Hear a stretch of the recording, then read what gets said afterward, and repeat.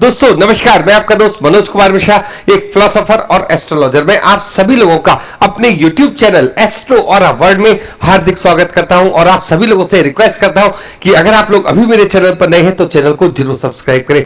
और अगर आप लोग अपने जन्म के नक्षत्र की पॉजिटिव ऊर्जा से जोड़ना चाहते हैं तो चैनल को अवश्य ज्वाइन करें। ज्वाइन बटन आपको जब भी दिखाई देगा जब आप चैनल को सब्सक्राइब करोगे। तो आज हम लोग चर्चा करेंगे कर्क लग्न वालों का ये जुलाई 2024 का महीना गोचर के हिसाब से किस प्रकार की ऊर्जा लेकर आ रहा है। तो सबसे पहले हम लोग अपनी जन्म कुंडली को देखते हैं। अगर वहां पर पहले वाले भाव में 4 का अंक लिखा है तो ये कुंडली, ये लग्न कहलाएगी कर्क लग्न। और अगर आप लोगों ने मेरी वो वीडियो की जानिए कर्क लग्न वाले लोग कैसे होते अब तक नहीं देखी है तो आई बटन पर क्लिक करके आप वो वीडियो भी देख सकते हैं। तो हम लोग चर्चा करेंगे गोचर में इस समय तो ये ग्रह इस तरीके से ही चल रहे हैं, मतलब 1 जुलाई की बात है। अब सबसे पहला जो परिवर्तन होगा वो शुक्र का होगा, जो शुक्र मिथुन राशि से निकलकर 8 तारीख को 8 जुलाई को कहा जाएंगे कर्क में आ जाएंगे। अगर हम लोग बात करते हैं मंगल की, मंगल 13 तारीख को मेष राशि से निकलकर वृषभ में आ जाएंगे। और अगर बात करते हैं हम सूर्य की तो ये 16 तारीख को कर्क राशि में आ जाएंगे। इसी तरीके से अगर हम अन्य ग्रहों की चर्चा करते हैं तो गुरुदेव बृहस्पति अपने पूरे के पूरे महीने में वृषभ राशि में यानी कि आपके 11th हाउस में रहेंगे। केतु आपके तीसरे हाउस में रहेंगे, कन्या राशि में रहेंगे। और अगर हम बात करते हैं राहु की पूरे महीने मीन राशि में गोचर करते रहे, लेकिन 7 तारीख को ये अपना नक्षत्र परिवर्तन कर लेंगे, शनि के नक्षत्र में आ जाएंगे। इसी प्रकार से अगर हम लोग बात करते हैं शनि की तो वक्री पोजीशन में चल रहे हैं और अपनी ही राशि मतलब स्वयं राशि में चल रहे हैं, कुंभ राशि में, और आपके 8th हाउस में चल रहे हैं। ये हो गया हमारा ये जो इस समय गोचर की पोजीशन है। अगर हम लोग बात करते हैं डेट वाइज प्रेडिक्शन की तो 1, 2, 15 और 16, 28 और 29 ये टाइम फॉर मनी रहेगा। 3, 4, 17 से लेकर 19 तक, 30, 31 गुड टाइम है। 5 और 6 और 20 और 21 लव एंड रोमांस का टाइम है और साथ में खर्चे का भी समय रहेगा। 7 से लेकर 9 तक और 22 और 23 नो आर्ग्यूमेंट्स विद स्पाउस, अपने स्पाउस के साथ आपको वाद विवाद से थोड़ा बचना होगा। अगर हम बात करते हैं 10 और 11 नॉर्मल टाइम है। 12 से लेकर 14 और 26, 27 ट्रबल्ड माइंड, बड़े डिसीजंस आपको इस समय नहीं लेने। क्यों? क्योंकि हम उस स्थिति में नहीं होंगे कि हम सही जजमेंट ले पाए। अब बात करेंगे 24 और 25 की तो ये हेल्थ इश्यूज है। अब देखिए बात करते हैं दोबारा से कि ये जो ग्रह आप देख रहे हो ये किस प्रकार की ऊर्जा पूरे महीने आपको देंगे। तो सबसे पहले बात करते हैं आपके लग्न की। तो लग्न कौन सी है? हमारी कर्क लग्न है। बैठे कौन है? गुरुदेव, ये यहां बैठे हैं बुध। और ये मालिक कहां के? एक तो 12th हाउस के मालिक है और एक तीसरे हाउस के मालिक है बुध। तो बुध हमारे बैठे हैं इस समय लग्न में। देखिए जब बुध लग्न में होगा आपको सबसे पहले एक चीज समझनी है, हमारा लग्नेश कौन है? चंद्रमा। चंद्रमा और बुध की एक बहुत अच्छा कॉम्बिनेशन नहीं माना जाता। तो इसके लिए क्या है, एक तो खर्चे बढ़ेंगे इस महीने। 20 तारीख तक आपके खर्चे जबरदस्त होंगे, कोई दिक्कत नहीं। इसके अतिरिक्त आपको यह भी समझना है कि आपको बुध क्या है? बोलने वाला ग्रह, एक कलाकार ग्रह। आप अपने आप को रिप्रेजेंट बहुत अच्छे तरीके से करोगे कि हम बहुत इंटेलिजेंट हैं या हम हर तरीके का ज्ञान से पारंगत हैं। लेकिन मैं आपको एक बात बताना चाहता हूं कि बुध कहां कहां आपको फंसाने वाली बात करता है। देखिए जो भी तारीफ अगर आप अपने मुख से करते हो तो सामने वाला क्या समझेगा? आपको अहंकारी समझेगा। तो इस जगह पर आपको क्या करना है, थोड़ा सा जो हम अपनी तारीफ में 2-4 बातें लोगों से कहते हैं उससे थोड़ा सा बचना है। उसके पीछे रीजन क्या है? दूसरा इन बातों को बिल्कुल भी इस समय पसंद नहीं करेगा कि आप इस तरीके से उससे बात करें। ठीक है, आपको अपने लिए कोई बात करनी है तो आप अपनी तारीफ किसी भी तरीके से कर सकते हैं, लेकिन पब्लिक में आपको ये अपनी तारीफ अपने मुख से करने से बचना है। बस ये चीज आपको समझनी है।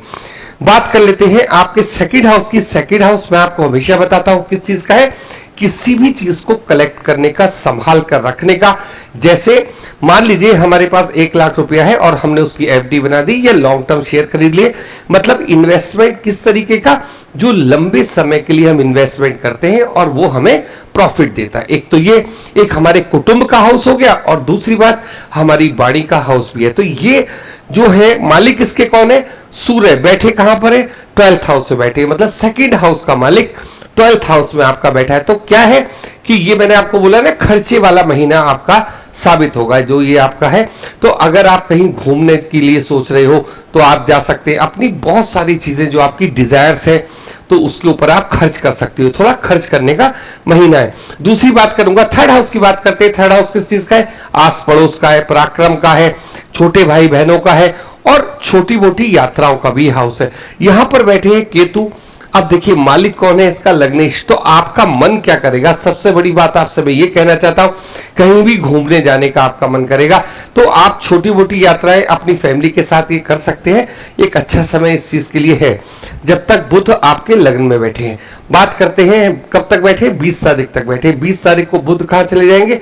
लियो राशि में चले जाएंगे 20 तारीख को। अब हम लोग बात करेंगे आपके फोर्थ हाउस की। फोर्थ हाउस किस चीज का है? भौतिक सुख साधनों का हाउस है। मालिक कौन है?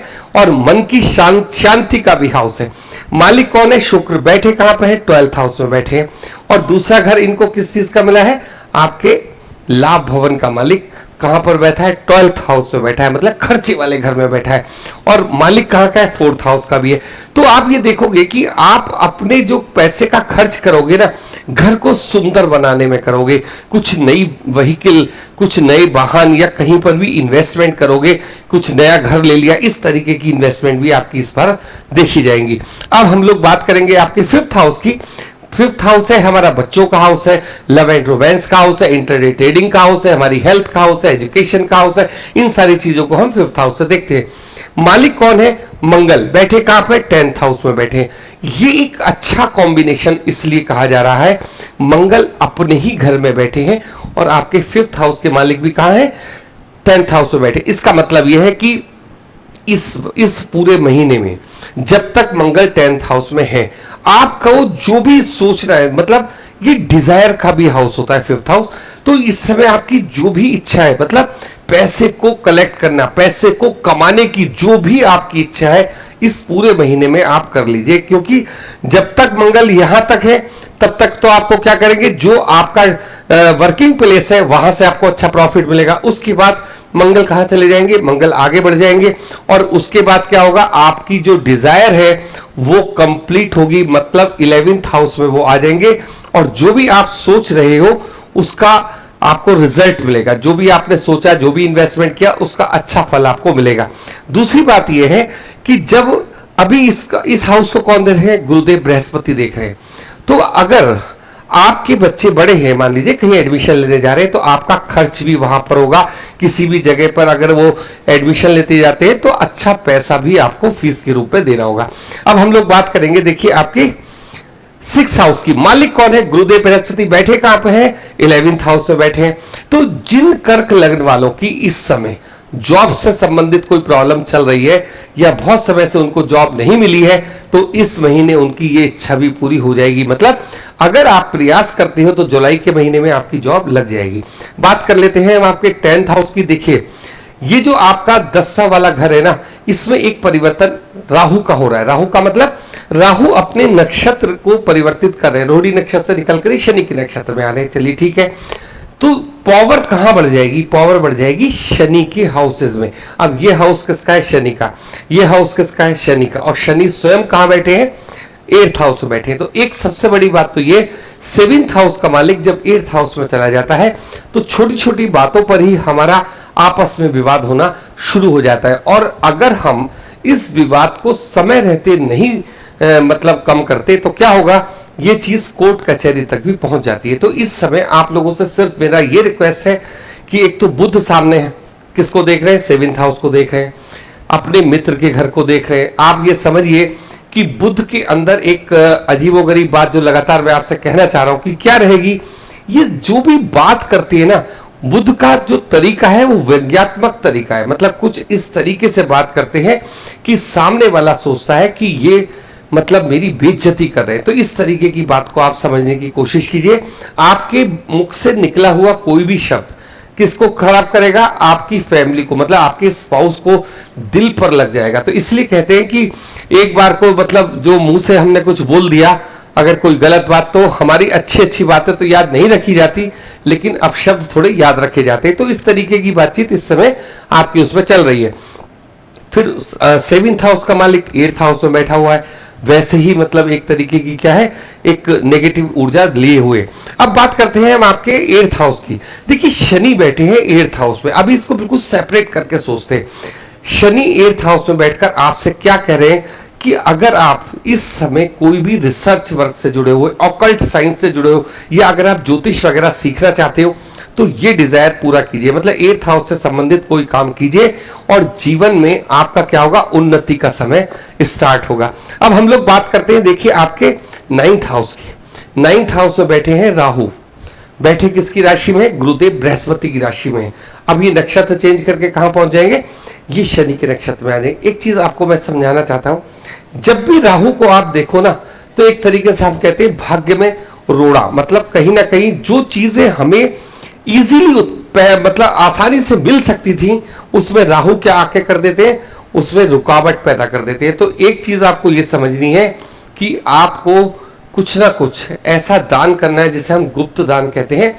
कुछ ऐसा दीजिए किसी को, मतलब गरीब लोगों को, जिसको भी आप चाहते हैं किसी चीज की आवश्यकता है, तो पैसे से, अन्न से, कुछ भी आप उनकी हेल्प कर सकते हैं। तो ये हाउस आपका खुलना शुरू हो जाएगा। अब हम लोग बात करेंगे 10th हाउस की।